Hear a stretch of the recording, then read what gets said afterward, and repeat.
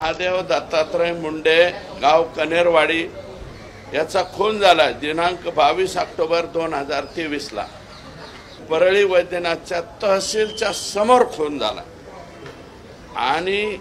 प्रेत सापडलं त्याचं अद्यापपर्यंत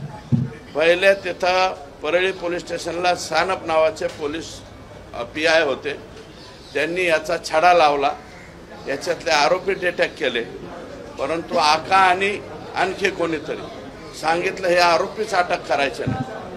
अद्यापपर्यंत आणि हे 6च्या 6 आरोपी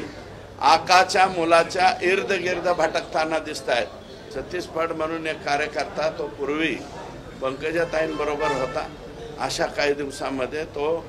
धनंजय मुंडेंकडे गेला आणि याचा त्यांचा मेहुणा महादेव दत्तात्रय मुंडे याचा मर्डर झालाय चेतना कळसेपासून संतोष देशमुख पर्यंत आणि हा आता मी सांगितलेला मुंडे अजून तर त्याचा काहीच नाहीये।